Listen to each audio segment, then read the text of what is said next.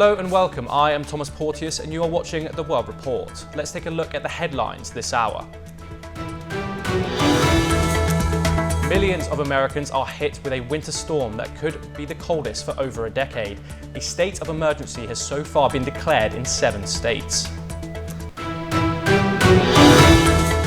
U.S. Secretary of State Antony Blinken visits South Korea and warns of further Russian-North Korean cooperation. Meanwhile, North Korea fires its first ballistic missile in around 2 months as Ukraine launches a new offensive in Russia.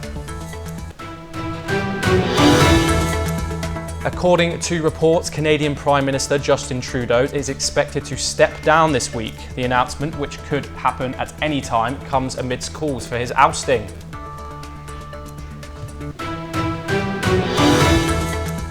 A Hamas official states the group is ready to release 34 Israeli hostages. This could be the first phase of a potential ceasefire deal as talks resume in Qatar.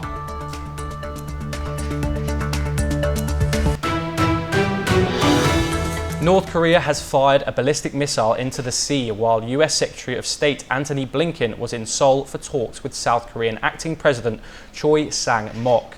The missile travelled 1,100 kilometres before landing in waters between the Korean peninsula and Japan. Both the US and South Korea condemned the launch, calling it an act of violation of UN resolutions. Meanwhile, Blinken warned that Russia is expanding military cooperation with North Korea, including sharing advanced space technology. In Ukraine, the military has launched a new offensive in the Kursk region as Russian forces press deeper into eastern Ukraine. Aditya, we are joined with our reporter Aditya Wadwan. What is going on with this North Korean missile launch? Well, absolutely, Tom. You see, Secretary Antony Blinken is on a official visit to Ukraine, and he has made this comment that, with the collusiveness with China and North Korea, Russia is being allowed to carry out attacks in Ukraine. Earlier we have seen that the Russian army has recruited soldiers from the North Korean army to fight the Ukraine, and the war has been going non-abated. On one side, Putin is saying that I am ready to make compromises on the war on Ukraine on the position of strength, but not on weakness. But on the hindsight, it is retaliating to Ukraine's strikes. It has vowed retaliation to the ATACMS missiles that US has, the long-range missiles that the United States has provided to Ukraine, and it has vowed retaliation for this, and this is what it has been doing. So there is no end. There is no end to this Russia-Ukraine war. It is ongoing, and both the sides. Thank you very much, Aditya. We will now move to a discussion with Alok Bansal, the director of the Indian Foundation, live from New Delhi. Ruslan Bortnik, director of Ukrainian Institute of Politics, live from Ukraine. Sergei Donovinov, director of communications on BCMF BRICS Culture Media Forum. Thank you for joining us. I wanted to come to you first, Alok Bansal. What do you think North Korea is trying to signify with this missile launch? See, Nick, North Korea has been trying to exhibit its belligerence, and North Korea has been trying to say that it's not willing to be subjugated, and from time to time it indulges in such tests to show to the world that it has the capacity to reach different parts of the world and target countries in its neighborhood. It's also a warning. I think it's a threat. And at a time when there are reports, clear reports that North Korean troops are fighting in the conflict in Russia and Ukraine, I think this is a muscle flexing which the North Korean regime is trying to do to show to the world. I wanted to also ask you, can we see this conflict developing? Obviously, Blinken has warned of the cooperation that Russia and North Korea have. Will the US get involved? See, I really don't think so. The present US administration is on its last legs, and President Trump is quite optimistic of resolving the issue. So I personally feel that once the new administration takes over in US, you could see some sort of a resolution of Russia-Ukraine conflict. In the past also, there were mediation efforts by Turkey, etc., which had virtually resolved this conflict to a very great extent, but certain pressure from the Western countries prevented the resolution of this conflict.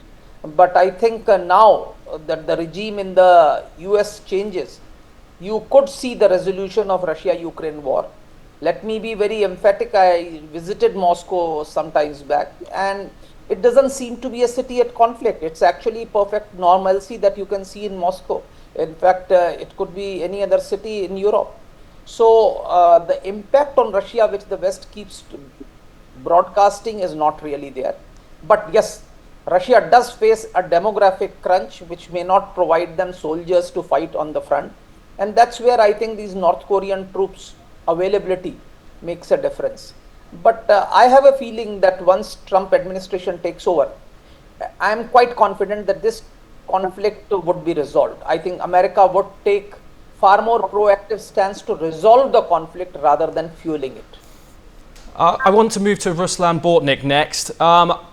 Moving on to this offensive in the Kursk region, obviously we've heard the Kursk region come up every day in the news.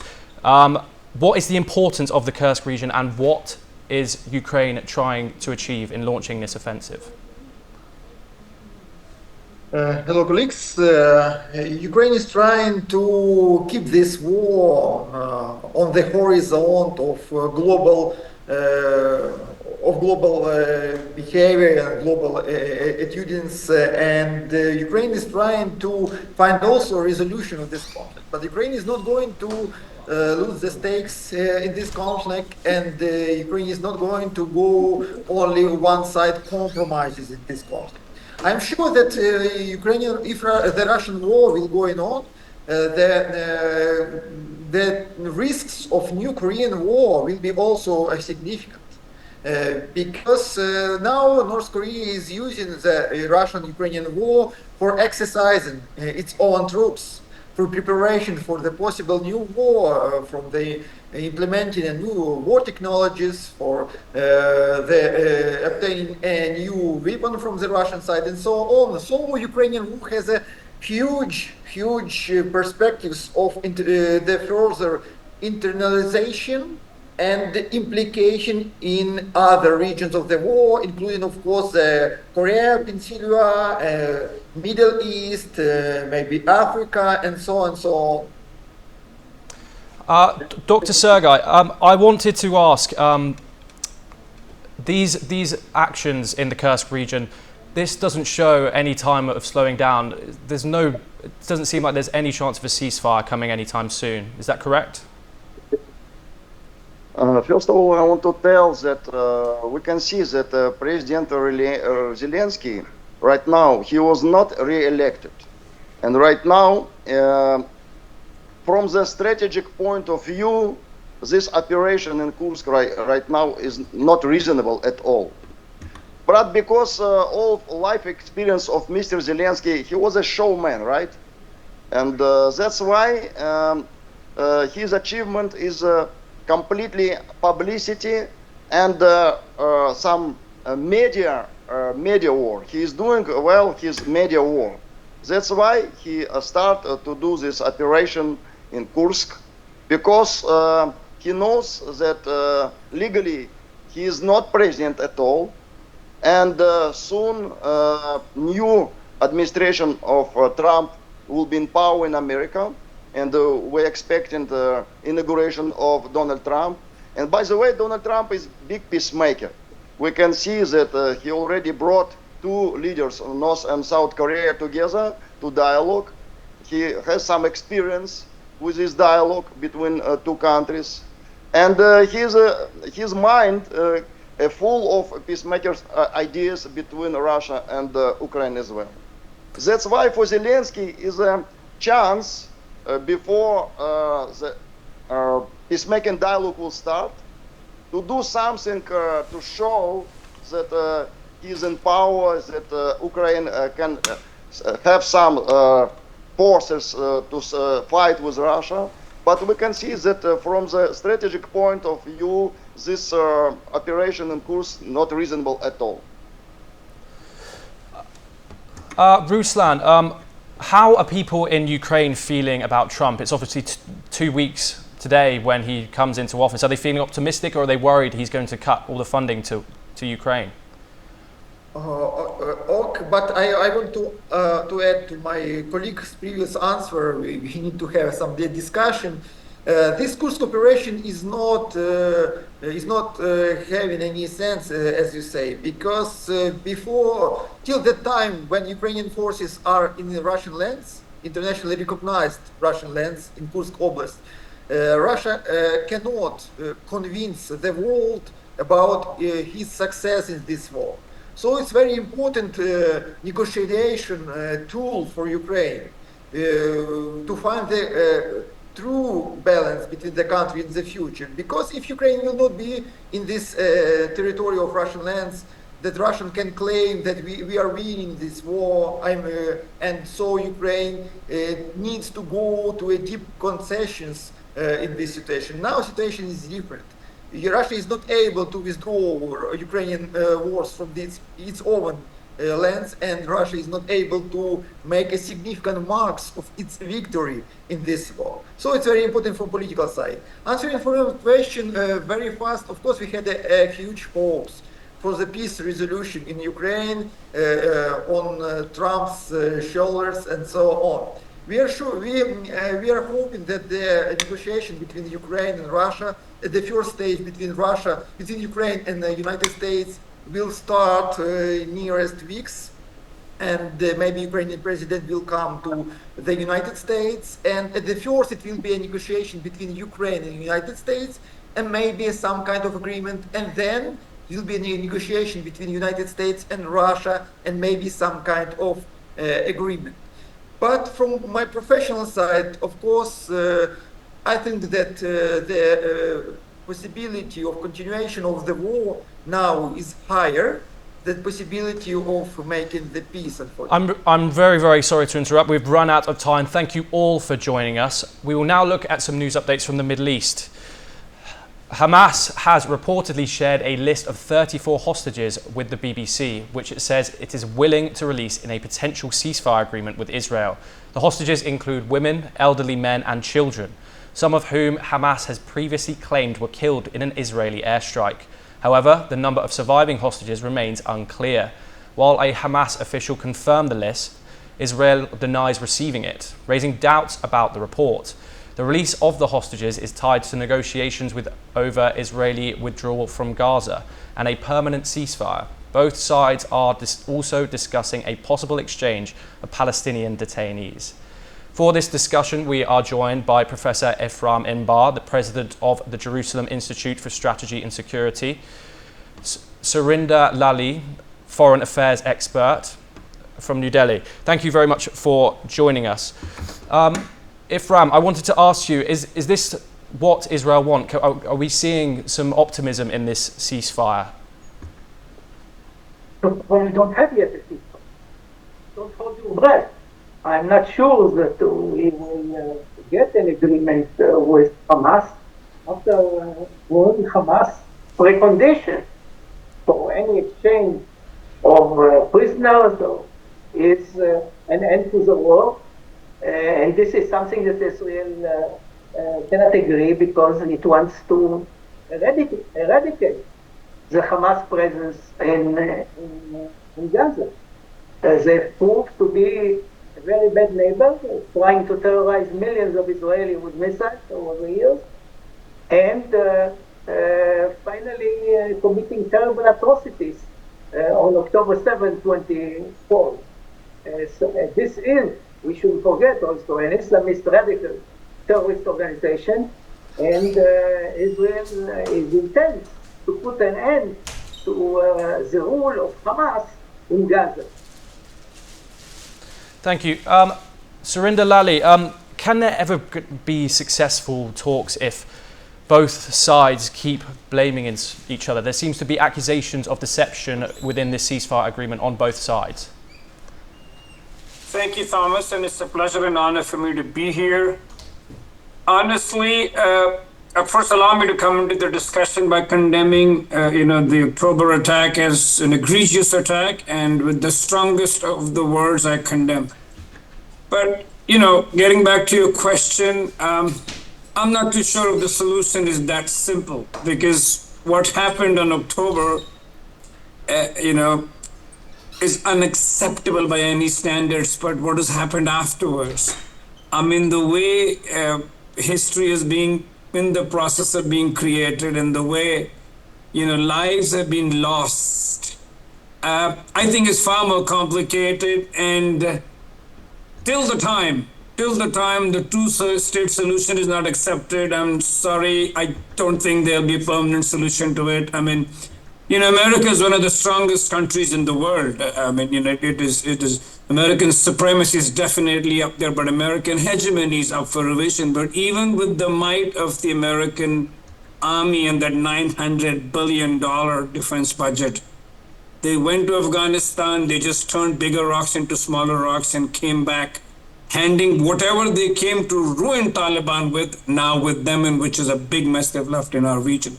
So getting back to the subject and answering my, concluding with my opening remarks, I'm not too sure if it's going to be that simple, because while the state of Israel and Benjamin Netanyahu using the American lame duck position that America is in right now, while he's gone not a yard, but many extra yards, I don't think this rubble is going to be able to clean in the coming future. I mean, I've seen it, I've grown up seeing all of it, and I don't know. I'm not too optimistic about it, Thomas.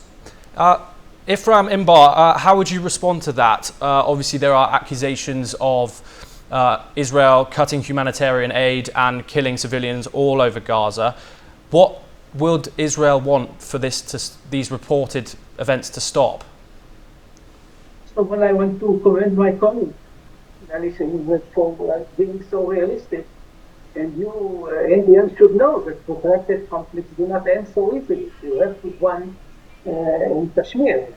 It's not at the ending, even if there is goodwill by one or the two sides. I think that what's coming out of Gaza is blatant lie. This is serving, of course, Hamas. There is humanitarian aid. Actually, the Israeli military is counting calories to make sure that there is enough food, but unfortunately, the humanitarian aid is taken over by Hamas. Hamas is selling it, making a lot of money on it. It is using the food confiscated from the UN agencies for recruiting additional terrorists, paying them in food to them and to their families. So I think there is plenty of food in Gaza. The problem is its distribution, which unfortunately is in the hands, mostly in the hands of Hamas. Thank you very much for joining us for this discussion, both of you. The winter storm Blair has hit the plains Midwest and Mid-Atlantic, with snow, ice and freezing temperatures prompting a wave of flight cancellations and making roads hazardous. The dangerous weather, covering a 1,500-mile stretch across the central part of the country, has affected millions of people. Here is the full report. A winter storm brought snow, ice and freezing temperatures to a broad swath of the U.S. on Sunday, with some 60 million people across more than a dozen states from Kansas to New Jersey under winter weather warnings and advisories. The storm was moving toward the mid-Atlantic, where Washington, D.C. was bracing for heavy snow and bitter cold on Monday. The storm has disrupted travel, bringing heavy snow to the eastern two-thirds of the U.S. Hundreds of flights have been cancelled across airports in the Midwest. Officials in several states are pleading with residents to keep off the roads unless there is an emergency. Widespread power outages are likely. Governors in several states, including Kansas, Kentucky, Arkansas, West Virginia and Virginia, declared states of emergency. Republican House Speaker Mike Johnson told that the weather would not prevent lawmakers from carrying out their duties, but federal offices in the nation's capital will be closed, the Office of Personnel Management announced. Total snowfall of between 6 and 12 inches was expected from southern Ohio to Washington. Hundreds of schools announced in advance that they would not open on Monday due to the storm, including public schools in Indianapolis, Cincinnati, Washington and Philadelphia. Behind the storm, bitterly cold air is settling across the Central America. Over 45 million people from Nebraska to Texas and east to Louisiana are under cold weather alerts, where low temperatures below freezing and wind chills below zero are possible. Bureau Report, NewsX. Let's now take a look at some more news updates from North America.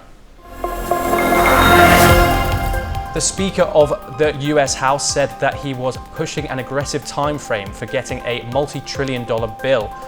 Speaker Mike Johnson and fellow congressional Republicans are eager to help the incoming president enact his campaign bill promises.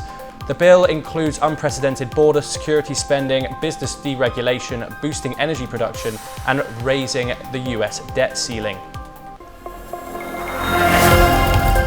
At a shooting at a bar in southwestern Mexico left 5 people dead and 5 injured. A manhunt was launched for the perpetrators of the shooting. In Villarojmos, a city, the Security and Civilian Protection said analysis of video surveillance cameras is being carried out. State and federal authorities have deployed coordinated patrols to locate and arrest those responsible. US President Joe Biden will meet exiled Venezuelan opposite candidate Edmundo González Urrutia on Monday. González claimed that he defeated Nicolas Maduro in a contested election. The development comes days after Maduro offered $100,000 US, a reward for information leading to the capture of Urrutia.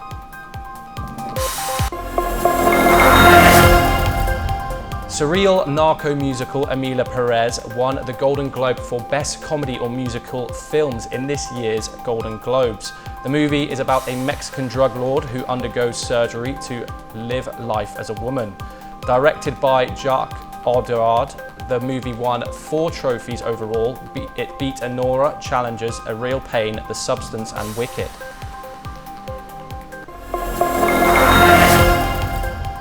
As New Orleans prepares to kickstart its world-famous carnival season this week, the city is asking for federal help. They demand assurance that incidents like the horrific truck ramming are not repeated. US President Joe Biden is set to visit the city on Monday and is expected to hear directly from Mayor Leota Cantrell and other local authorities. As per reports, authorities are leveling up its security for its carnival, also called Mardi Gras.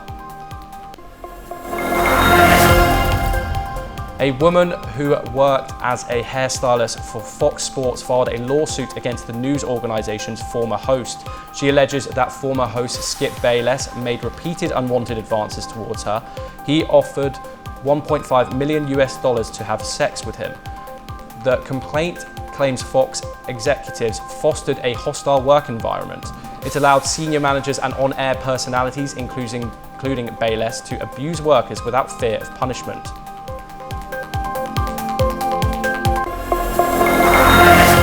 And that's all we have time for. We will be back with more international news updates.